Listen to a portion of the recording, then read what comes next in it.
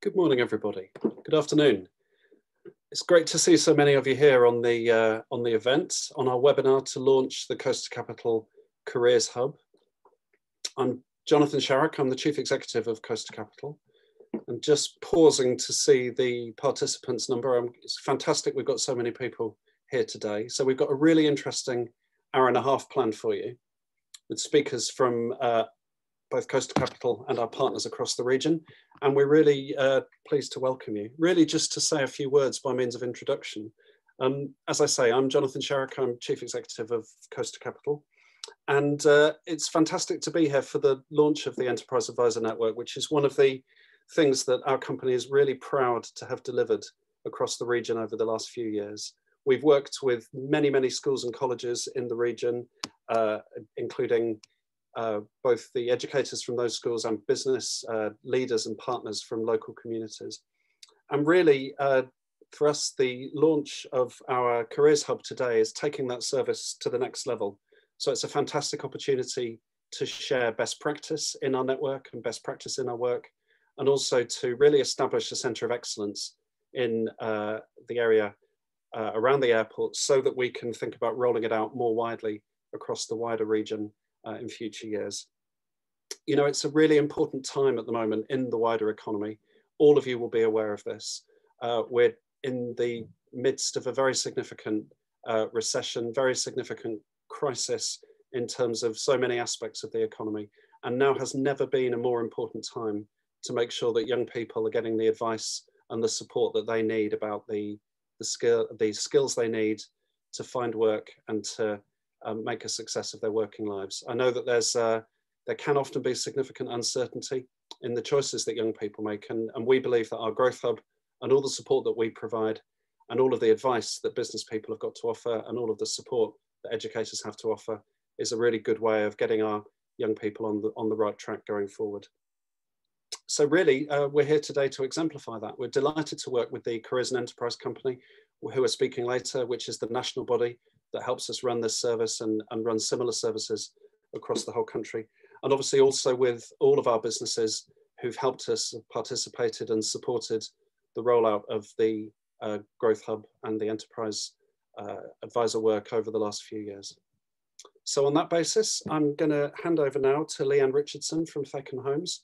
Leanne is one of the members of our Skills 360 board and is overseeing this work. And I look forward to joining the discussion later on and coming in when the questions happen. Thanks very much. Thank you, Jonathan. So as Jonathan said, I'm Leanne Richardson. I'm the HR Director at Thackham Homes. I sit on the Skills Board and I'm also the Careers Hub Steering Group Chair. So I'd like to welcome you all today.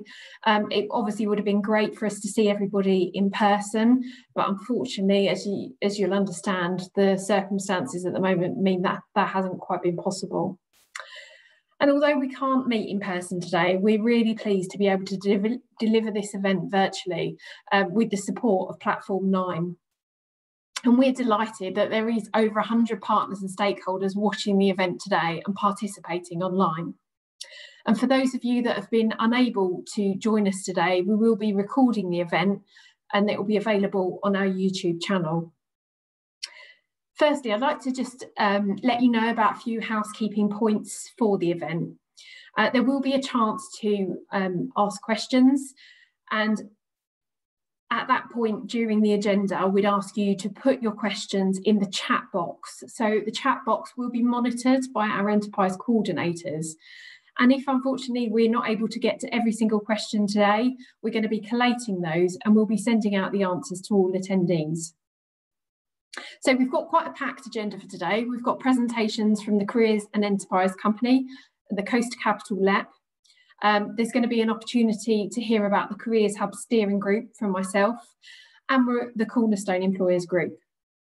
And then finally, we're going to hear from our lead school and college for the Careers Hub about their approaches to careers education. I think this is the start of a really exciting initiative and I hope this will make a real difference to our region.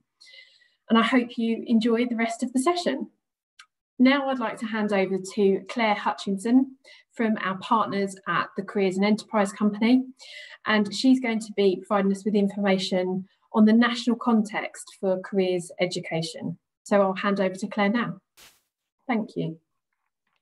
Thank you very much, Leanne. Good afternoon, everyone. It's really great to be with you today, albeit virtually. So I oversee our external operations and I lead on the Enterprise Advisor Network and Careers Hubs with the ultimate goal of transforming careers education. And so I'm delighted to be here today to join the celebration of the launch of the Coast Capital Careers Hub. I thought what I'd do is start by touching briefly on the evolution of our work. And I know that you're probably all familiar with the Careers and Enterprise Company, as many of you have been part of the network here in Coast Capital for some time. But just to provide some context to the evolution of Careers Hubs, I'll take you on the Careers Hub journey, very briefly, I promise. So we were set up by government 5 years ago, really to be a disruptor in the careers industry. Diagnostics showed that whilst careers education was widespread across the country, it was really patchy and patterned and the quality is quite variable. And so our initial remit was simply to increase the number and range of employers that engage in careers and education in schools and colleges. Now, our sponsor and funder, the Department for Education, believe that the network is effective. And so 2 years ago, they asked us to expand our remit and develop the hub model, which was to take to scale a small pilot of 13 schools in the Northeast, which had seen some really promising results on how you can make accelerated progress against the Gatsby benchmarks by working collaboratively and with the support of one lead person. So what we did was looked at how we could enhance the work of that pilot and embed hubs within the Enterprise Advisor Network structure, which was already itself showing really promising results. And even though it was supposed to be just a 2-year pilot to start with, the early evidence of progress was so strong that after just 1 year, the department asked us to bring more areas and schools into hubs. And so here we are 2 years on, launching your hub here today. And actually, we now have 45% of all mainstream schools and colleges across England in careers hubs. We've just completed, so we'd say we'd completed the pilot and commissioned an independent evaluation, which we published in October. So if anybody's interested, you can look at it on our website, because it outlines the system change that's been achieved by the hubs so far. And there are just 4 things that I'd like to draw your attention to, which I think show great progress. So career support for young people is now better aligned with local economic priorities as a result of hub leads that work within or closely with local enterprise partnerships and also local authorities. What we're seeing is that the profile of careers in schools and colleges has also been elevated, resulting in much stronger support from senior leaders and actually wider staff involvement across the school, rather than it just being that one person that's trying to do this alone. Careers leaders themselves are becoming more effective as a result of all of the training and sharing of learning and peer support. We're really pleased that over 60% of careers leaders in our hubs have taken part in the funded training that we offer. And I think what you'll find as your hub develops, that peer-to-peer support and the sharing of learning is what just really accelerates progress. And links with employers are strengthening, which means, of course, that young people are accessing more numerous and varied opportunities. But you might want to know why hubs are so successful. So in developing this network of hubs over the last two years, what we've seen is that hubs have been a game changer in the way that careers provision is improving, schools collaborating and also employers engaging. And I think it's fair to say that never before has there been such strong coordination nationally that's driving system change, but absolutely led locally. And I personally have been spent a lot of time working with our hubs and asking them about what's going on and what's working, what isn't. I'd say that hub success is based on 4 things. So firstly, it's effective leadership across the hub lead themselves, education leaders and business leaders. It's also, I believe, a learning culture where the participants are willing to engage in new practices and constantly involve their thinking. So not just saying, we've always done it this way, let's just keep going. It's that interest in innovation and trying different things. The local, but also the national communities of practice are providing peer-to-peer support and sharing of good practice. And what I love seeing is when we gather all our hub leads together across the country, and I hear that the hub lead in Cornwall has been engaging with the hub lead in Doncaster, and they've been sharing ideas, and they've both come away with some new ideas to implement. And then the 4th thing for me is that it's overseen by strong local leadership at LEP level, with careers at the heart of local economic development plans. And that leadership is also all about the governance as well. And so it's just really great to know that your hub governance here is strong and in place. But I believe that fundamentally hubs are just about partnership. It's those partnerships between education and employers and school-to-school collaboration that make the difference. These are challenging times in schools. If you're at the early stages of your careers journey and it all feels too challenging, I'd just say keep going. Just last week, I had a comment from a careers leader at a school that had been working with the network up in Lancashire, actually, for several years, and had therefore got to the point where they'd effected full system change in how careers is embedded across school. It's written throughout the school improvement plan and it's embraced by every single teacher. It's a whole school priority. And he said to me, he said, we've just had our Northern Power Women mentoring event in school, which was the whole of their year 10 girls. And he also said that the virtual opportunities that are taking advantage of at the moment mean they're already surpassing what they achieved on some of the benchmarks last year. So I think the learning that comes from working side to side with other careers leaders that comes through this network is something that John and his school have really taken part in. I also wanted to touch on the importance of the relationship between the Careers and Enterprise Company and your LEP here. Our relationship with Coast Capital LEP is critical. Partnering with local enterprise partnerships ensures that careers education is rooted in local economic plans. And this means that the hub equips schools with relevant labour market information and understanding of the local economic context so that young people have the most up-to-date information and are immersed in this by meeting relevant employers throughout their education. And that is something that I think is one of the more critical things in careers education, that we always think about that local context. And so for me, the success in the short term is about scale. So I want to see every school and college in England working together in this way. But actually in the longer term, success to me would be that careers is so embedded in education that it's not even spoken about as an entity in its own right, it's just a given. And that we start to see young people far more attuned to the local labour market with a greater interest in priority sectors and also leaving school with the skill set that's prized by employers. At the start of today's session, Jonathan outlined the ambition for this hub to be a centre of excellence, and I have no doubt that it will be. And so I just want to say to everyone involved in the Coast Capital Hub, thank you for giving your time, your effort and your trust in working together to create systemic change across Coast Capital. And thank you very much for your time today. So now we're going on to Kirsten Trussell, Head of Strategy and Policy at Coast Capital, who'll talk to us about vision and the key priorities for the Careers Hub. Thank you.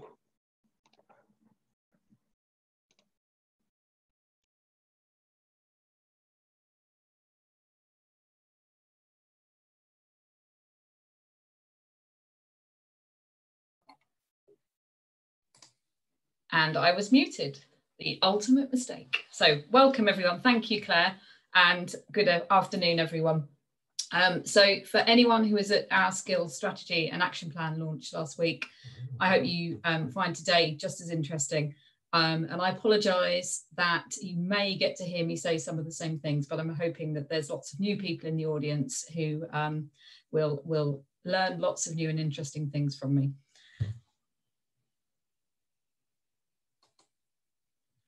So many of you will know us well, but for those of you who may be less familiar, I wanted to put these discussions into context geographically, showing the diversity of the area, both in terms of landscape and settlements. Coast Capital is the local enterprise partnership for the area, covering 4 districts and boroughs of East Surrey, the county of West Sussex and the city of Brighton and Hove. And as you'll see, we have a mix of urban, coastal and rural settlements, our largest being Brighton and Hove. And we're well connected both to London and internationally via Gatwick Airport. We first launched our Skills Strategy and Action Plan in September at our AGM. It was produced by the Skills 360 Board, which is the skills advisory panel for the area and is the result of significant research, analysis, engagement and consultation pre-COVID and a further impact assessment post the first lockdown. All skills advisory panels have now been asked to produce a local skills report, the first of which is due in March next year with an update the following November. After this, the local skills report will be updated annually. And I think it's important to mention that I believe the local skills report will be a very useful tool for everyone within the local Careers Hub network. It's going to set out the higher level priorities for the area, but more importantly, it'll give you key data on the employment and the skills picture in the area. and it'll really help and be of interest to schools and colleges, helping you to understand where and what the current and future jobs are in the area. And it will also help guide conversations for enterprise coordinators and advisors. And as I mentioned previously, we've done a considerable amount of work over the last 2 years to understand our economy and our skills and labour market. And one of the most significant things that we learned from our research is depicted on this graph and sets out one of the very specific challenges facing the employment and skills landscape of our region. So what you'll notice is that we've got a significant gap in our 20 to 40-year-old working population. Most areas, and us as well, will talk about an ageing population, but we were really shocked to notice in the kind of the waistline of this graph a significant gap, and this has resulted in quite significant recruitment challenges for many of our businesses, large and small. And we know that this is only going to be exacerbated by our exit from the EU and its impact on the available labour market. So our research also reinforced what we knew, that we have a highly skilled and entrepreneurial workforce and a broad-based sector mix. And of particular challenge are the skills gaps that we face in specific occupations, most specifically those related to science, engineering and technology, and persistent pockets of lower skills, particularly along the coast and in Crawley. And then along came COVID. So the challenges I set out previously still remain, but we're now faced with profound impact on the coast capital area and its economy as a result of our reliance on the aviation and the service sectors. It's estimated that the GVA in the area, in the coast capital area, could drop between 12% and 17% in 2020, probably closer to 20% if you take into account the second lockdown. So the GVA is the gross value added. It's the amount that the businesses and services provide in value to the area. And Crawley is likely to be the place the most exposed to the crisis in the country, with as many as 53,000 jobs there classified as vulnerable because of dependency on sectors related to Gatwick Airport. And as of June this year, 1/3 of the economically active population in the coast capital area had been directly impacted by COVID and in receipt of government support of one kind or another. And as you can see from this graph, the green line showing 2020 and the pink showing 2019, the numbers of job seekers claiming benefits in the coast capital area peaked in May, reflecting the impact of the first lockdown. It's remained fairly static since, dropping marginally by October. And we'd expect to see an increase in these numbers following the most recent lockdown and the introduction of the tier system. And if the furlough scheme and support initiatives end in March as planned, then it's likely that the unemployment rate will rise significantly. And in terms of job availability, by June 2020, unique vacancies across the region had dropped 30% since lockdown. However, we can see that there's been a steady increase in job postings between July and October, around 25%. So from our research, we can see that this increase has been across most occupations, with greatest rises, unsurprisingly, in health and care occupations. Now, I need to point out that this is occupations, not sectors. And only time will tell what the long-term impact of COVID will be on the economy. And we're going to track that and publish quarterly impact assessments so that we can help you and ourselves to understand what that impact is actually going to be. So the Skills 360 board, our skills advisory panel, was close to producing its strategy and action plan earlier in the year. However, when COVID hit, it was essential to pause and review the likely impact on the economy and our priorities. The Skills 360 board has identified 2 overarching priorities to support the short to medium-term recovery and future resilience of our economy, people and business. Whilst these priorities remained the same, it was obvious that we needed to expand our focus to ensure support for those people most vulnerable to the impact of COVID, such as young people, lower skilled workers and older workers. It's important to tailor our recovery planning to the requirements of our local labour market, targeting the different needs and opportunities of each place, leveraging local knowledge, business partnerships and existing resources. So our focus pre-COVID was on addressing our skills gaps and building talent pipelines of young people through finding out about work, and supporting the existing workforce to stay in work by ensuring opportunities for progression or career moves. COVID meant that we needed to quickly reassess, and from the evidence that we were seeing, it became quickly apparent that we needed to give extra emphasis to young people starting out in work and those unemployed and recently redundant staying in work, getting back into work, sorry. The activities that we've set out are varied and include potential new activities and initiatives, as well as prioritising areas for future funding, such as the UK Shared Prosperity Fund, which we hope, once we get through the transition from the exit from the EU, we will replace the European funding that we've previously benefited from. And there are too many initiatives within the strategy to talk about today, but you can find the skills strategy and action plan on our website to find out more. And in terms of business, so our focus on business has taken on even greater emphasis since COVID has been with us, and particularly since we moved into a transition period following the exit from the EU. So our Growth Hub is supporting businesses with the challenges of COVID and EU transition, and in several different ways. But in relation to workforce skills, we've got a bespoke questionnaire that our growth relationship managers will use when meeting with businesses. They can then refer to our dedicated growth champion, who's got a particular focus on workforce and workforce development, or signpost to one of our many partner organisations. We're also running peer-to-peer network programs, which offer peer support in areas that the businesses identify for themselves, including skills and workforce development. This is a national initiative, but we're very pleased that it was developed from our own very successful escalator program that we ran last year. And to make the most of digital, we're currently exploring a business digital champion pilot with West Sussex County Council, which will be delivered in partnership with the Growth Hub. Oops. And finally, to the reason why we're here, so the Coast to Capital Careers Hub. To address our key challenges, the Skills 360 board identified 3 transformational projects that would have medium to long-term outcomes for the area. And one of those is the creation of a careers hub, which is an extension to our existing enterprise advisor network, which we've been running for probably around 5 years now, delivering in partnership with the Careers and Enterprise Company. We see the Careers Hub as key to addressing the longer term challenges of our area. As I set out earlier, we're missing a significant population of 20 to 40-year-olds. We need to grow them locally. we need to, they're vital to the success of our business and to our sector growth. So we need young people locally to understand the job opportunities that there are available in the area now and that will come in the future, so that they see more reason to live and to work locally. And just as important is the impact that COVID-19's had on the world of work. So it's accelerated many of the challenges that we knew were coming, but had hoped we had more time to adjust to.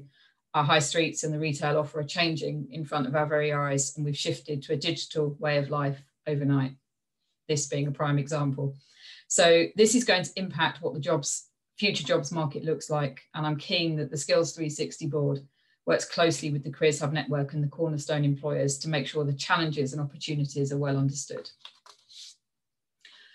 We launched, as you'll have heard already, we launched phase 1 of the Careers Hub in September, and without wanting to duplicate what anyone else has said or is going to say, I just wanted to recognise that achievement. So my teams worked incredibly hard to get the hub up and running in just a couple of months in the middle of a pandemic that completely changed the way that they worked and how they engaged with schools. And I'd also like to thank the schools themselves, the colleges and the businesses for finding the time to go on this journey with us. It's been incredibly difficult for everyone. We recognise that in education and industry, so thank you. And finally, Coast to Capital is such a large area. We're rolling out the Careers Hub model in phases. And I'm pleased that we've been able to launch in Mid Sussex and East Surrey and Crawley. But I'm really keen to explore how we roll this out to the rest of the region in the near future. And Claire and my team had a meeting with the Careers and Enterprise Company just today to see how that might happen. So thank you very much for listening. And I hope that's helped to set the scene for the rest of the event. And I'd now like to hand over to Lisa Mobbs, who is our Enterprise Advisor and Enterprise Advisor Network and Careers Hub lead, who's going to give us an update on progress. Sorry, that's a mouthful, Lisa. No problem. Thanks very much, Kirsten.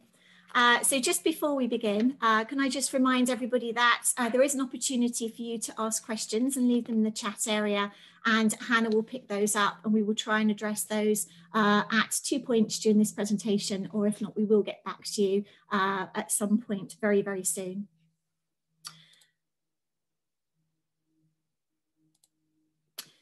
So to begin, why upscale to careers hubs? Well, first of all, as Kirsten mentioned, this is a pilot year for our careers hub, and we hope to later expand the hub to all the schools and colleges within our enterprise advisor network. Until then, best practice from the hub will be shared across our network, providing a full focus for all 8 Gatsby benchmarks. I hope that we'll have more bespoke solutions and resources to help plug all of the benchmarks moving forwards, and we'll be working with a more solution-orientated approach rather than the sort of consultancy approach that we've been using up until this point with our schools. The team will be introducing hub-wide initiatives to benefit particular benchmarks, making effective use of the increased funding available from the Careers and Enterprise Company. We'll be working closely with our lead school and college, who are both making good progress in meeting the benchmarks and can therefore share their best learning and good practice in terms of what works with other hub schools. We will be building a more engaged and joined up employer base that we can link into schools and colleges to better ensure good outreach and early careers activity and make sure that that's known and shared. So this is a list of our 35 education centres in the pilot for our Careers Hub. They're made up of 3 FE colleges, 2 sixth form colleges, and 30 mainstream secondary schools. Our 35 Careers Hub education centres are based in one geographic location, which centres around the Gatwick Airport area, where there are current economic challenges. Our hub region includes the 4 boroughs of East Surrey at the top of the map, to include Epsom and Ewell, Mole Valley, Reigate and Banstead and Tandridge, the area of Crawley, and the top area of West Sussex to include Horsham. This term, we've been working really hard behind the scenes to complete the implementation phase for our Careers Hub. Our staff structure is now in place with a hub lead and 2 dedicated full-time enterprise coordinators, Hannah Thomas and Izzy Pompova. Penny Daly and Kelly Parkhouse are supporting all other schools and colleges in the wider enterprise advisor network. Head teachers and college principals from 35 education institutions have signed up to be part of our hub. And through a process of assessment based on knowledge and Compass evaluation returns, our lead school and lead college have been identified for this year. Our steering group is formed and consists of an excellent representation from business, education, and key stakeholders in the area. The steering group will be our sounding board, and they'll help us to set priorities and provide direction for our Careers Hub projects and initiatives. And finally, we've created a Cornerstone Employers Group. Erica Chamberlain from the Careers and Enterprise Company will be telling you more about our newly formed group and how they will support our Careers Hub as our operational delivery partners. We've also been really busy this term in delivering projects and activities to support our institutions. Our My Choices transition events across Sussex and Surrey have helped schools to meet benchmark 7, encounters with further and higher education. Our partnership working with East Sussex Careers Hub, who are fantastic and brilliant in everything they do, Enterprise M3 and our delivery partners Get Careers Confident and Surrey Satro enabled us to deliver 2 local virtual transition events aimed at Year 11 pupils and their parents and carers. The event provided meaningful encounters for pupils in FE colleges, for sixth form colleges, looking at secondary school sixth forms, apprenticeship delivery partners, and employer representatives from key sectors. We recorded an excellent number of school registrations for these events and high engagement, and received really, really positive feedback from everyone that was involved. Crawley STEMfest helped our schools to progress towards Gatsby Benchmark 2, which is learning from labour market information, and Benchmark 5, encounters with employers and employees. This partnership with Sussex STEM ambassadors enabled all pupils from secondary school age across the Coastal Capital region to engage in live STEM employer encounters with a safeguarded two-way interaction chat facility and to hear about STEM sector opportunities.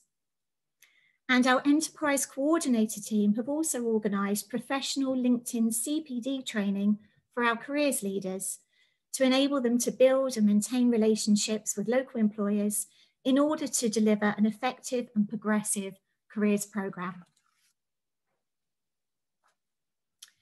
In terms of our next steps, with the support of our steering group and our Cornerstone employers, we will be reviewing all of the benchmarks and identifying gaps and hub-wide initiatives that support all of our schools and colleges. The Careers Hub EC team will work closely with our Leeds School and College, Nescott, and Howard of Effingham School to ensure that we continue to understand the current challenges and to check that our plans are workable and realistic. We will continue to strengthen our relationship with our local employers and our ever-expanding network of volunteers. And we will explore further opportunities for collaborative working and blended, inclusive approaches in delivery with our partners and our stakeholders. And finally, just to recognise that careers is an ever-moving vision, but our aim is for increased collaborative practice, working with our stakeholders and partners to deliver a world-class careers programme in all of our Careers Hub education centres. Thank you. So, Hannah, do we have any questions relating to our progress update at all? So we haven't got anything in the chat box as yet, but just from the pre-registrations that we did have a couple of questions that came through, so I'll just ask these now if that's all right. Great. So there was one here about if an employer wants to get more involved with the Hub's plans, but they're not a Cornerstone employer, how can they go about doing so? Okay, thanks, Hannah. Well, there are lots and lots of different ways for volunteers to get involved. So I think the first and the most important role to mention is that of our enterprise advisors. Our enterprise advisors are business volunteers that work on a one-to-one basis with a school or college to help strategically look at that school's careers plan and programme to ensure that it's inclusive and that every pupil has their entitlement for a careers education. So that's one way that people can get involved. If volunteers want to get involved in other ways, there are opportunities for them to help with the delivery of a careers programme. So they can give an employer talk, which may be virtual in the world that we're working in at the moment, to let young people know about opportunities within their organisation and really just tell them about their career path and their career journey as well. Be inspirational to young people. Or there could be opportunities to work on a specific project with a school as well. So, for instance, we have volunteers that are helping schools in supporting students to develop key employability skills. So there are many, many ways to be involved. If you are interested in being a volunteer, then please do contact us and we will point you in the right direction. Great, thank you. Yeah, I've got another question. So I know we've touched upon this already, but maybe just a little bit more on it because it has come through. If a school is not in the Career Hub, I suppose how in the short term can we ensure that they are still coming under our remit as a Coastal Capital EAN network? Okay, all right, that's a great question. Okay, so thanks for that. So I think the first thing to say is that our Enterprise Advisor Network has been established for 5 years and is very much operational across all of the Coastal Capital region. Our enterprise coordinators in those areas are specifically supporting schools in benchmarks 5 and 6 within the wider Enterprise Advisor Network. However, as previously mentioned, it is our vision to expand the Careers Hub across the entire network. And until then, all learning and best practice will be shared from our Careers Hub schools and colleges to all of the schools in the network. I hope that helps to answer your question. Thank you very much. You. Thank you. Lisa, can I just, there's just one question that's come through here on the live chat. Is it okay just to ask that quickly? Thank you, Guy, for posing the question. So he's asked, how are skills needs identified? So school careers tend to be very traditional. How are other career opportunities going to be introduced to schools?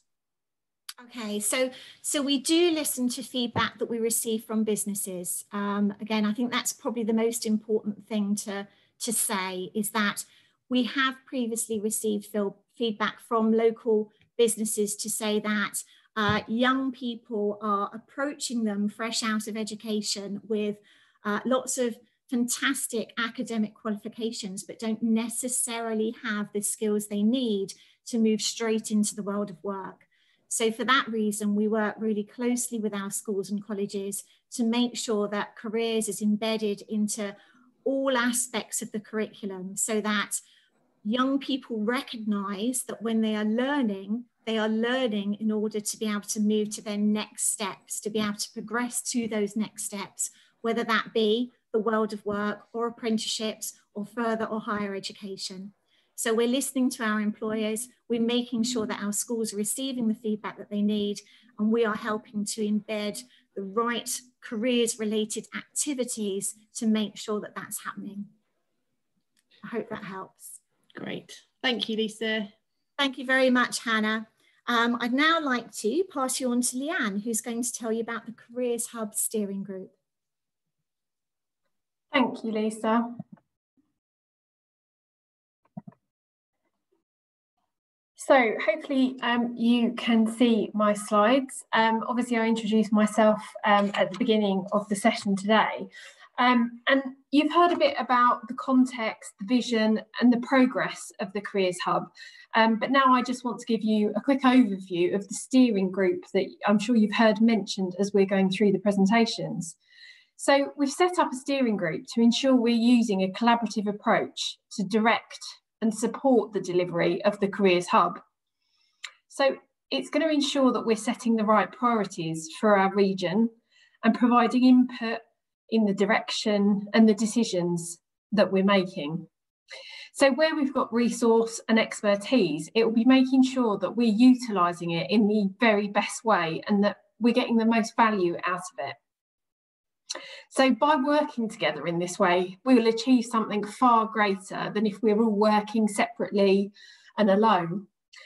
If we're running projects, initiatives, best practice ideas, just think of what we can achieve with that sort of improved ability to share, to network and keep building on our successes. I think the networking is the real key to the success of this, and the steering group brings those parties together. So the steering group will be looking at the strategy, the priorities and the direction for the Careers Hub. They are there to be questioning, to challenge, to ensure we're continually reviewing our focus. And we want to make sure that we're thinking not only about the short term and the short term priorities, but we've still got an eye on that clear long-term vision into the future. They'll also be there to support, champion and to publicise what we're doing. We want to be sharing this and networking further. And they'll be representing the employers and the sectors in our region. The steering group will also be carrying out a role in monitoring and evaluating our spending and the progress that we are making. And then obviously, consequently, the impact that this is having on the schools to enable them to achieve the 8 Gatsby benchmarks. And another of the main responsibilities, and this does really excite me, is how we can go about challenging the status quo. We don't need to always do things the way we have. We can think outside the box. And I think that will be great to have this group of people on the steering committee to do this. And it will be really interesting to see what progress we can make. I think by improving diversity and pushing back against some of the stereotypes that can sometimes restrict us, we can really make a difference and we can really have an impact in our region. With regard to the practicalities of how the steering group will function, we'll be meeting on a quarterly basis. And whilst we'd love for that to be in person, and hopefully we will be at some point, we'll be continuing to meet remotely via Zoom as we are today. We'll be providing updates to the Skills 360 board that we've mentioned and requesting guidance and information from them where we need it. Communication is going to be very important, not only to the Skills 360 board, but where there's other organisations, individuals, parties that are interested in our progress and the decisions or the other updates that we're able to give them. And the steering group includes a wide range of people from a real mix of organisations, schools and colleges, communities and employers. So it does mean that we'll be getting input from lots of different angles, which again is key to the success of this. Working together with this wide range of stakeholders will give us a powerful approach to respond to the complex careers education challenges in the Coastal Capital region. And I hope this will enable us to find solutions that may not have been possible if it were left to isolated efforts. So I'm excited about the steering group working together collaboratively and seeing what we can achieve over the next year with this network. So that's the end of my presentation today, and I hope you've now got a better understanding of the Careers Hub steering group and the exciting journey that we'll be going on. I'd like to thank you ever so much for listening, and now for the next session, we have Dario Stevens, and he's the careers lead at Nescott. Thank you, Leanne.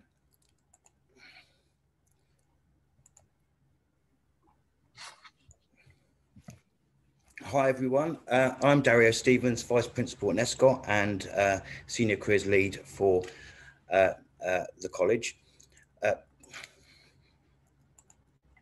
So for those of you who may not know us, Nescott is a general further education college located in York, Epsom. We offer vocational courses from entry level through to first degree in a broad range of subject areas.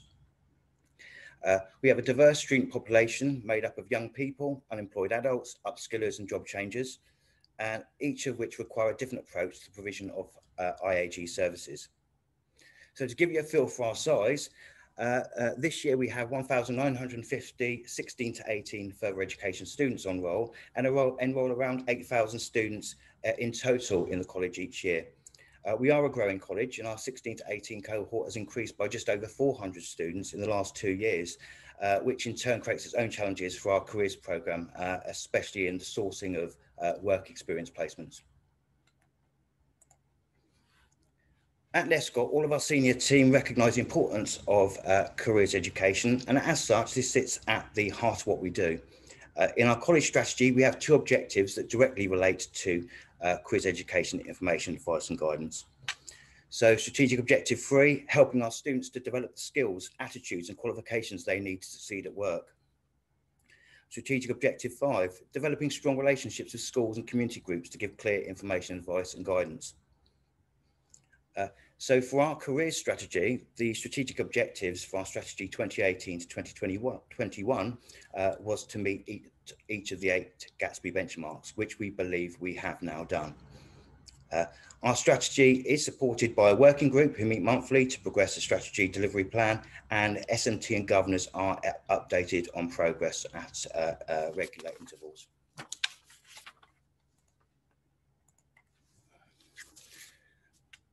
As a further education college, we are fortunate enough to have dedicated staff for delivery of careers education. Our core delivery team is made up of our IAG advisors who are qualified to level 6 and 7 and provide most of the one-to-one information, advice and guidance. Our personal development coaches who provide the in-class support on work preparation and employability skills. Our teachers who provide the industry context within the classroom and arrange employer talks and vocationally relevant trips. And last but not least, our work experience team who organise work placements. So I imagine that our programme will be quite familiar to what many of you are offering and the expectations that we have under Gatsby. So I'm just going to touch on a couple of our activities in more detail. So recent development for us, which we're excited about, has been the introduction of Saturday Academies, where we do offer opportunities for younger school pupils to come along and experience subject areas they may not encounter at school, just to help them make more informed choices about their next steps at 16. So we're hoping to give that information, advice and guidance at an earlier point in the young person's journey. Another activity that we feel is vitally important for us is during curriculum planning. Our heads of department engage with employers and review job specifications for the occupations that their courses lead to. They map their delivery to the skills requirements for these roles, both technical and the wider skills. So where there are gaps that cannot be delivered, these are incorporated into our tutorial or personal development programme. Our students often lack confidence when they attend interviews and don't recognise and promote the skills they've developed within the college. So skills such as the ability to meet deadlines, negotiation, teamwork, etc., all the things they learn throughout their course when they're doing assignment, work and projects. So it's very important for us that teachers signpost these skills to their students throughout their time at college. I feel this is one of the easiest wins for us when delivering a careers programme. Our provision of careers-related activities span the whole student life cycle, with interventions right the way through from pre-application through to exit. We also feel it's very important to constantly promote our programme, both internally and externally, and we do this using various media, be it paper or electronic. Our website content for careers is significant, and we provide links to an abundance of resources to help potential applicants and their parents make informed choices about their next steps, whether the route is through us or another pathway relevant to their intended destination. At Lescott, as a College of Technology, we feel that it's important to make use of technology whenever available and appropriate. All our careers information, advice and guidance services are promoted throughout the year on our digital signage across the college, along with job opportunities. We recognise in this day and age, a student is more likely to read an app notification than an email. So we have a college app called Nestcoms, which we use as a primary non-verbal tool to communicate with our students. It has a familiar social media functionality and feel as a dedicated careers page. So we use this to post to the newsfeed information about events and also to link to careers resources. Just an image there of the app. So our success as humans is that we are extremely adaptable, and this has been clearly been demonstrated throughout the COVID pandemic. We've managed to maintain the majority of the activities of our programs, with the exception of work experience, of course. Technology is a wonderful thing. So from making the most of our Nestcoms app, use of QR codes to book appointments and access resources, and of course, Zoom and Teams for encounters with employers. My team continues to maintain a comprehensive programme, but the challenge for us now, for this coming year, of course, will be how we facilitate the experience of workplaces for our students. So what's next for us? Okay, our last strategy focused on meeting Gatsby and creating a robust careers programme. We're currently drafting our new strategy, which focuses on engagement. Engagement from students, engagement from parents, engagement from employers. To us, it's an exciting phase as it allows us to use our creativity and innovate. We've been very fortunate to have as our enterprise advisor a most fabulous individual, there's no other word I can describe her, Dr. Elaine Hickmott. And Elaine is a career specialist, and I'm sure those of you who have met her will agree, has a wonderful mind and energy, which is helping us to make the most of that creativity. Our students generally don't actively seek out careers information, advice and guidance, and often engage only when referred by their teachers. We need to change this. We want to change the narrative around careers and develop a culture of careers curiosity in our students, which they will carry with them through their life. We want to nurture proactivity and instill the values of careers education. So in the current climate of all the news about high youth unemployment and uncertainty, about a world post-COVID and post-Brexit, we need to lift them out of the gloom and show them that there is light at the end of the tunnel, and for them to recognise the development of a wider skills base will increase their opportunities when they enter the job market. We'll need to develop the confidence for them to be successful in their interviews by recognising their own achievements during their time at Lescott. We want to nurture enterprise skills so students can create their own opportunities once we have weathered this storm, so they can help us to rebuild. So in order to deliver this vision, we started with a rebranding exercise. You'll see our CEIAG brand in the corners of the slides. It's actually been incorporated into the Nescott 360 brand, which is associated with the other elements of a student's study program, such as enrichment. And this represents a holistic program for our students. So our careers tree sort of sits there nicely, saying it's at the heart of that program. We've also tried to start to change the image by renaming our tutorials as personal development sessions, and the people who delivered in those sessions, progress coaches, we've renamed as personal development coaches. As we know, the most sought after skills and attributes by employers for new hires are communication, problem solving, passion, resilience, drive, teamwork, digital skills.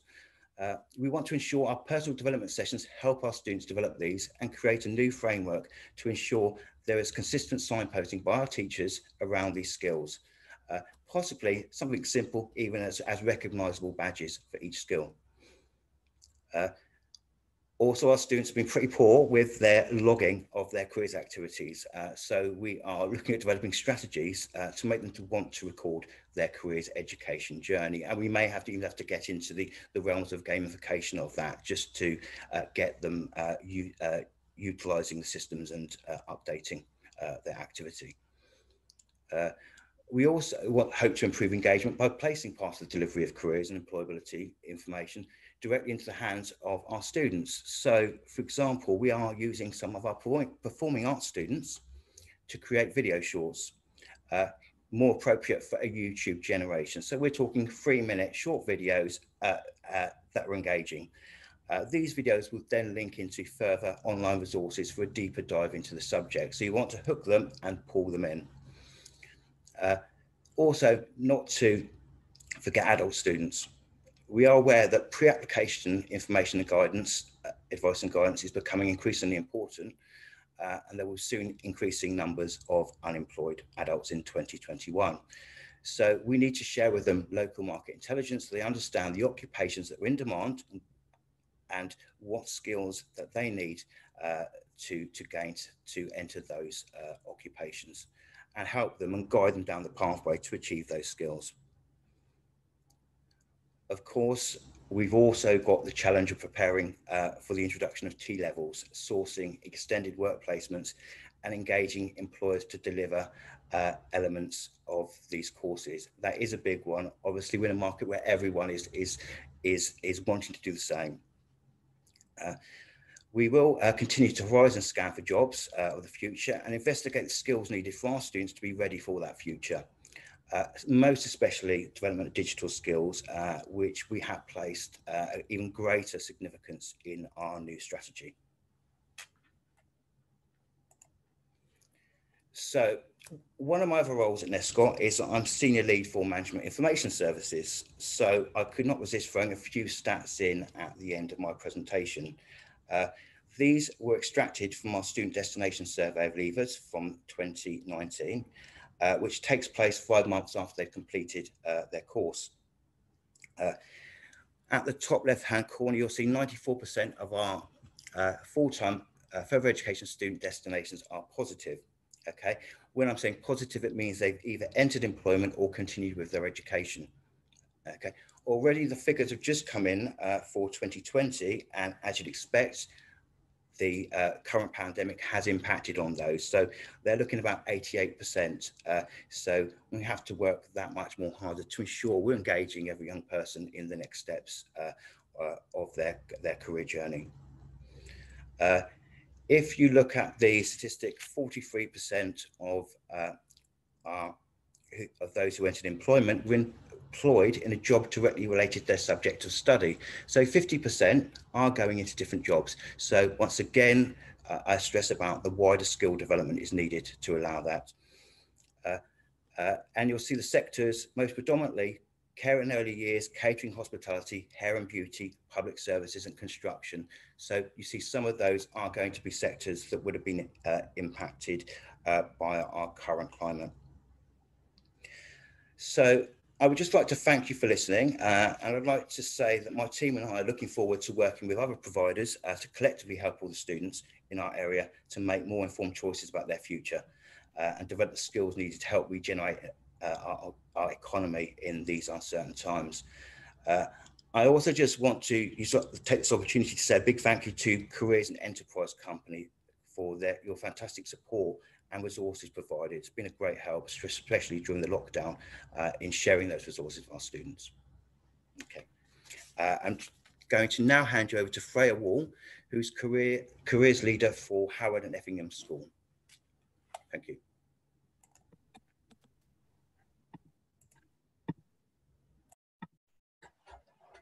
Thank you, Dario. Good afternoon. I'm very excited that you are joining us as we start on this new venture.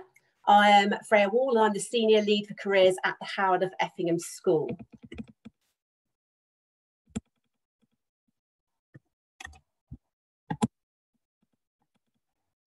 So just to let you know a little bit more about our school, we are fully comprehensive secondary school based in Effingham, Surrey, and we have approximately 1,500 students, and about 250 of those students are in the sixth form. Our motto is bringing out the best, and that very much underpins every part of our career action plan. We have a diverse range of students from different backgrounds, and of course our students are interested in a wide range of future options. So our careers team, we have excellent careers leader. Myself, I'm the careers senior lead, and then we have our advisors and also our teachers play a very important part in delivering our careers programme. Our careers leader is trained to level 6, and we think that's really important, the training of the staff, to make sure that you do have that knowledge and skills in place to be able to deliver a suitable programme to the young people at our school. They're involved in coordination of events, very good at building those relationships with employers and higher educational institutes. The monitoring of progress is really important against the targets that we set ourselves in our strategic plan, and the tracking of the engagement of the students, the destinations, and of course the huge job of coordinating the work experience programme. In my role, I look at careers from a strategic level. I'm involved in writing the careers policy for our partnership, working with the link governor to make sure that we are, have that critical friend in challenging the decisions that we are making regarding careers. Also that element of budget planning, very much a focus, I'm sure, for all schools out there. I work with the careers leader to create the action plan, and then also we're part of the multi-academy trust. So I work with other schools in our partnership to support them and to also share good practice with them. So our external careers advisors, they do offer our one-to-one guidance interviews, which are very, very sought after by the students in our school. As well as that, they also have come in previously and delivered online more recently some assemblies to students, for example, on apprenticeships. So they've been able to share their depth of knowledge with our students directly. They've attended the options evenings and progress evenings, and we found that our parents have really appreciated having the opportunity to get career guidance at those events when perhaps previously it wouldn't have been there for them. They work with bespoke groups of students, and I'll speak a little bit more about that later on, in delivering targeted workshops. And they also support the students with the risk of NEET indicator. And of course, we work alongside our enterprise advisor as well. As I mentioned, the teachers are really integral to ensuring that our students engage fully with the careers programme. So they do actually deliver the personal development curriculum, and as well as the subject curriculum, where we'd expect careers to be embedded into everything they're learning. So they're learning about role models in their different subjects. It is a key part of the tutor programme. And if they are a tutor for the sixth form, they will be involved in supporting and providing UCAS guidance. So the careers leader and I started in the same year, and when we started, the new guidance had just come in, so this was a great opportunity to consider a new approach to careers. And this began very much with this process of self-assessment, followed by a great deal of consideration with our planning about what approach we wanted to take, the actions we are going to take based on that planning, And then that final aspect of looking at the impact of those actions. And this cyclical process is something that we continue to use now. So we go through this process every year to make sure that we are delivering a top-notch career programme for our young people. So in terms of the self-assessment, what did we start to do? I would suggest that if you're at the start of your careers journey, that looking at the statutory guidance is actually a really good place to start from. As well as that, we had a look at the impact that our external careers advisors were having at the time, and we made the decision to go with a new company called Innovate, as they were offering a slightly more diverse range of opportunities for our students.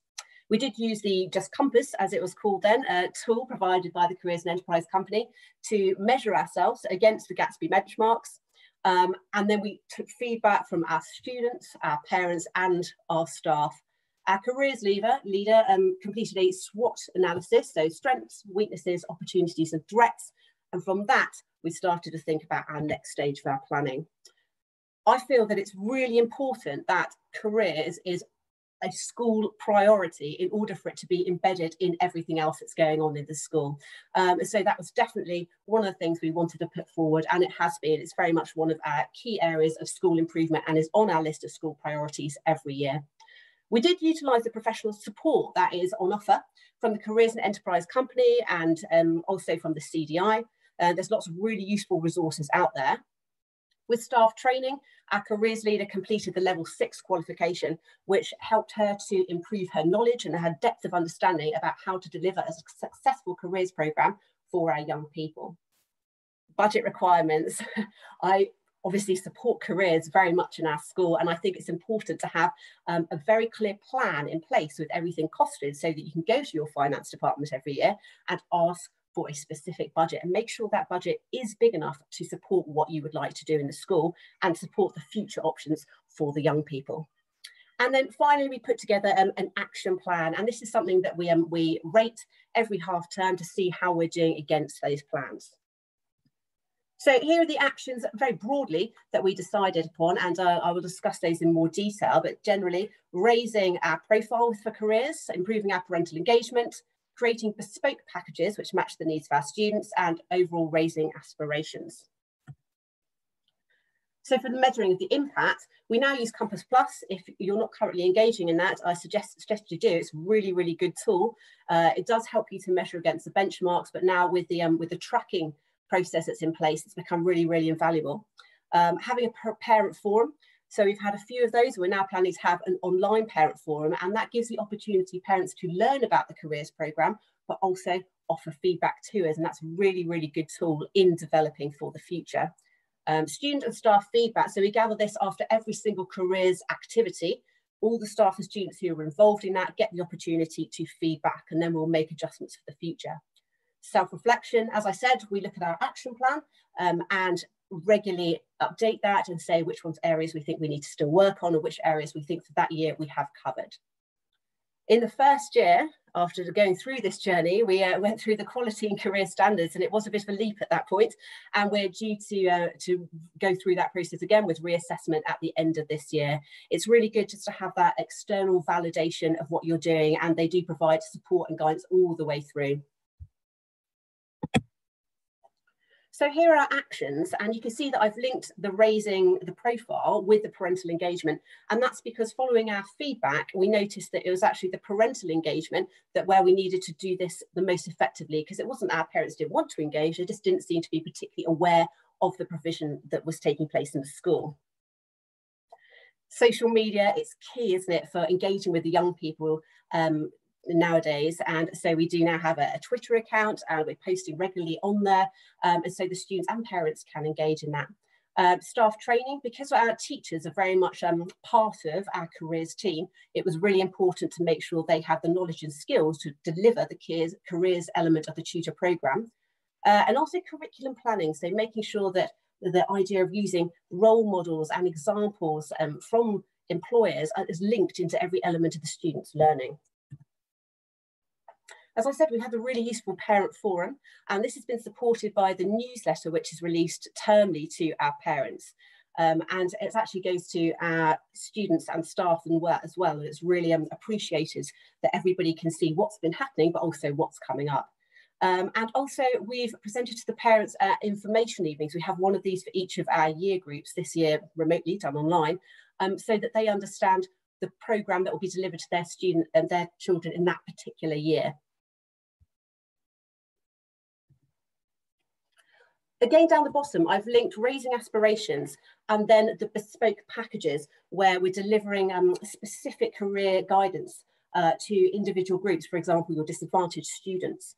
So we think that raising aspirations really underpins everything, and it's important for students to understand the range of opportunities that are available to them and not to feel limited by anything in their life.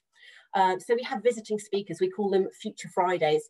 This is where people come in from industry and speak very much on a personal basis to our students. They found that very engaging.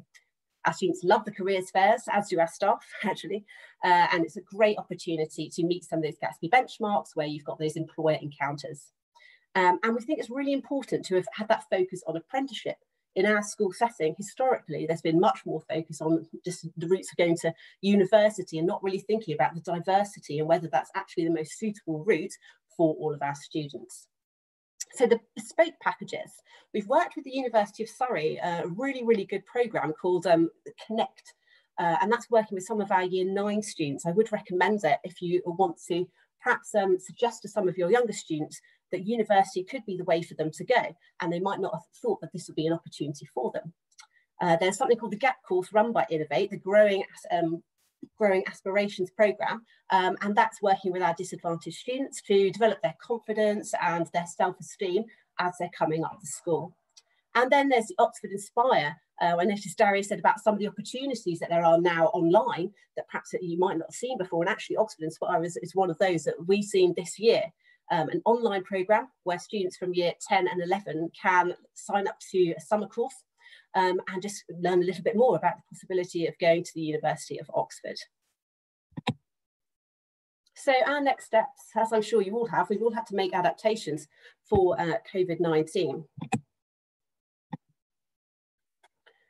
We're looking at different aspects of virtual work experience. There's a lot out there at the moment. I'm sure you're inundated with a number of emails, but if you're able to pick through those, there's some really great opportunities.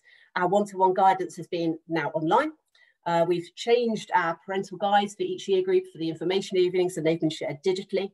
We're doing student assemblies, digitally again, delivered by their tutors. And we've put a lot more of our information onto our SharePoint site. Our next steps, we're really keen to focus on diversity and making sure that those role models that the students are seeing are people that they can identify with, that they see themselves in the role models that are perhaps coming in for the Future Fridays or the subject teachers are linking to in their lessons. Employability skills, the employment world is changing, we're all very aware of that, and we definitely want to make sure that our students' skill set is matching to their role in the workplace in the future. And also early engagement. We find that our students, when they get into year 10 and 11, are very much engaged in careers. But one of the areas we want to work in is making sure our students are engaged from year 7 and already thinking about their future options and their choices and just raising their aspirations.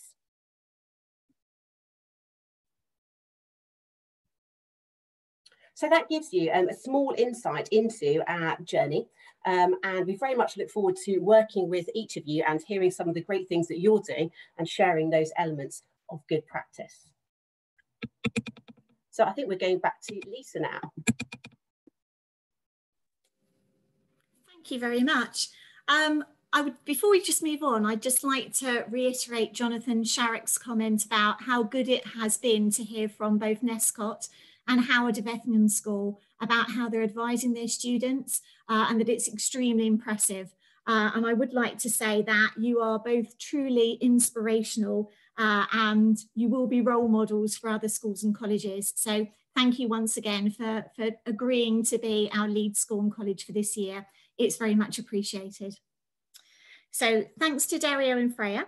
We're now going to have another quick Q&A session, if that's okay. So Hannah, do we have any questions in the chat box for Dario or for Freya at all?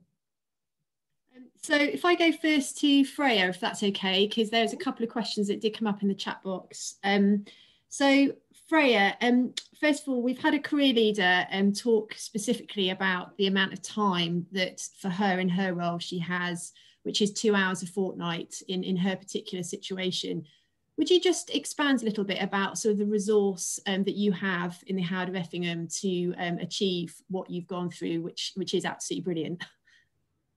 Yes, yeah, I will do. So we have a careers leader in place, and she also works part-time, and it's very much acknowledged that there is such a big role that it is very difficult to fit in with that. She has support from me as the careers leader, and also the careers education coordinator, who supports in delivering perhaps part of the tutoring programme. I would suggest if there's quite a small amount of time that that careers leader requests support from elsewhere. There may be somebody in the school who wishes to take on a role perhaps early in their career, and they want to take on a leadership whole school role, raising aspirations coordinator, but having those conversations with the senior lead for careers about how to include other people in the school and develop their talents as well, whilst also supporting the career programme, I think is quite important, because indeed trying to fit it into 2 hours I can see as an absolute challenge. Thank you for that. The other question we've had through, I think, has been addressed, which is how COVID has affected your careers activity at the Howards. But I think you addressed that in one of your final slides. So we're going to move on to another question that's come through at the pre-registration stage. And this was really any advice that you've got as a senior leader in your school for how you feel the Howard of Effingham has got behind careers sort of structurally and culturally within the school. If you were to give advice to another school, what would be kind of the 3 things you would suggest for them to achieve the same? I think it very much needs to come from that senior level, and the senior leadership team has to have the absolute buy-in and that understanding, absolute sharing that vision that in order for our young people to get the outcomes they want, be that personally or academically, they have to raise their aspirations, they have to believe in themselves, they have to be able to develop their own confidence. And those are things that a solid careers programme achieves, each of those things. So having that buy-in from that top level is really, really important. So I would suggest that schools and colleges both include it in their strategic plan, in their school improvement priorities. And I think both myself and Dario both have that in our establishments. Secondly, I would say ensuring that your middle leaders, your faculty leaders, recognise the importance of raising aspirations and also recognise what they can do to support it in your school. Quite often you'll find middle leaders who say, absolutely, this is brilliant, but they don't know what they can physically do. So that element of training of the middle leaders, of your curriculum leaders, I think is absolutely integral into making sure that your career programme is successful. And finally, I would say that the training of the actual careers team. So we found it really, really useful to have our careers leader who is at a level 6, and that programme that has been offered by the CDI is excellent. And so just getting that depth of knowledge and understanding in the people who are implementing and producing the career programme is absolutely paramount to success. Wonderful. Thank you so much, Freya. Dario, just a couple of questions that have come through from the pre-registration stage again. There was something that sort of, with respect to you progressing and achieving the Gatsby benchmarks, what do you feel has been the biggest challenge? And it's probably worth me just saying quickly, the Gatsby benchmarks are 8 benchmarks that all schools and colleges are set to progress against their careers education generally. So that is why we keep referring to these Gatsby benchmarks. They are kind of the gold standard as to how we progress with our careers education. So Dario, what do you think have been the biggest challenges? Thank you, Hannah. Yeah, as a further education college, yeah, we've sort of got a bit of advantage over some of you really, because you know we are vocational, we deliver vocational, qualificational, technical qualifications, so we have a lot of employer links. A lot of our staff are from industry, so in many aspects we had a sort of head start in achieving some of these. However, there are certain areas that cause us more challenge. So, for example, work experience. So, the encounters with the workplace for our creative subjects was a challenge. For example, the media departments, a lot of a competition from higher education institutions where they're placing a lot of interns from university. So that's we've found challenging. Other subjects such as performing arts, art and design were similar challenges, but we've made adaptations to that. So our performing arts have their own touring company. They have a specific careers week where they get the employers in specific to their area. The art and design team do professional exhibition briefs to set an exhibition, and also our media and film students, if they can't get work experience placements, they work on professional production briefs as well. What we have innovated on, what's been really good, is we've got a new sort of internship program. So we've got some of our media students who are coming back to do a level 4 higher education qualification and interning with our internally to help us with digital production. So we're giving them the wider experience they might not have gained in a workplace after the program. The second item I think that was hard for us to challenge was parental engagement. So a bit different than schools, we don't have the direct connection so much with parents as they might do in schools. So really getting parental feedback on evaluating the program has been challenging now. We are currently starting to engage with more parents by sending in information with links into our career system start. So to inform them of their choices on the website and how they may help that young person move through their careers program. But we feel we've still got a lot of ground to move with that aspect. Brilliant. I think that's it. Thank you very much, Dario. Thank you both again, and thank you to Hannah as well for fielding those questions. You've done a brilliant job with the questions, can I just say. And next up, it's Erica Chamberlain, Senior Employment Engagement Manager for the Careers and Enterprise Company, who's going to give us an introduction to the Cornerstone Employers Group. Great, thank you, Lisa. As Lisa said, I work in the Employer and Partnerships team at Careers and Enterprise Company, and I have been working with our Cornerstone employer groups across careers hubs for the last couple of years. I'm really excited that we have got a newly formed Cornerstone employer group for the Coast to Capital Careers Hub, and there are currently over 270 Cornerstone employers across the country supporting careers hubs that have been established. They're made up of SMEs, large employers, government, private and not-for-profits, and are from a range of different sectors. Cornerstone employers are already doing fantastic work with young people in schools and colleges and further education. And they are coming together to support young people by working in groups of a small number of like-minded businesses locally. They lead efforts to enlist more employers and to coordinate and improve existing and future outreach. Cornerstone employers are going to work with their networks, the wider business community and their local teams to make sure that young people have access to the careers opportunities they need. So with a complex and fast changing labour market that has been referenced many times in this launch today, the need for high quality workplace experiences and links with employers has never been greater. And the Cornerstone employers are ambassadors for making sure this becomes a reality. So you can see on the screen here the 4 key themes that we will work to with the Cornerstone employers. And those employers work closely with the Careers Hub lead, so Lisa, who you've heard from today. And what they really do is focus on ensuring that the progress is made for young people within the Careers Hub. They meet once a term and they really focus on those Gatsby benchmarks and where that need is. So we're delighted that we already have 5 Cornerstone employers signed up to support the Careers Hub for Coast to Capital. And we are also talking to more employers who are likely to join soon. They've already met earlier this month, and the first focus area will be ensuring that young people in the hub continue to benefit from experiences of the workplace, despite the current restrictions in place.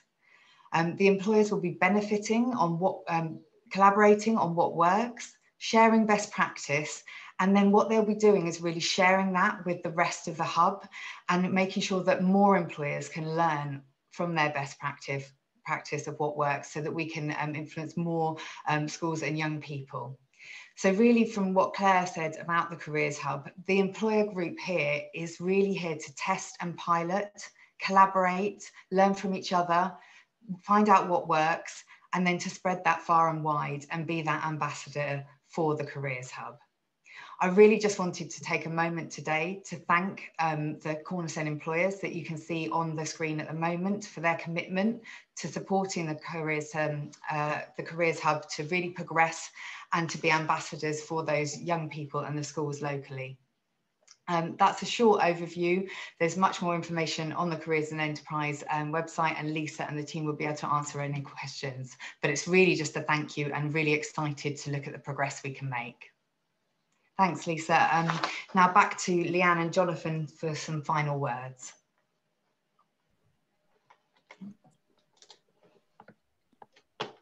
Hi. So thank you ever so much. I hope Leanne's going to join me in a second, but I mean, just before she does, really like to share my thanks to everyone who's contributed today.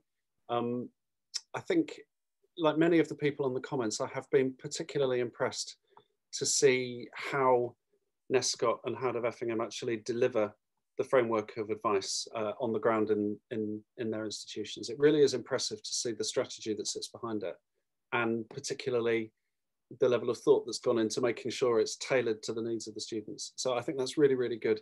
And I've also been struck at the prominence of COVID in the comments that have happened. I mean, it's really hard to be definitive about what effect COVID's going to have on the economy, but we do know that it's going to be significant.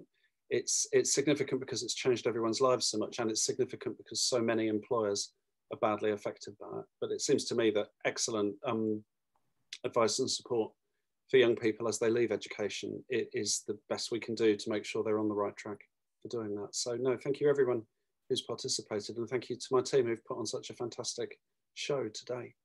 Leanne, nice to see you. Over to you. Thank you. I will completely echo Jonathan's thoughts. It's so exciting to see what other organisations, schools and colleges are doing, and it will be great for us to be sharing all of this. So I would like to thank everybody today. I'd like to thank the Enterprise Advisor Network team at Coast Capital for all their work in implementing the Careers Hub, and also to the Careers and Enterprise Company for their ongoing support. I hope you've all enjoyed the event today and you found it useful, and I look forward to the progress that we can make in the Coast Capital region. So thank you.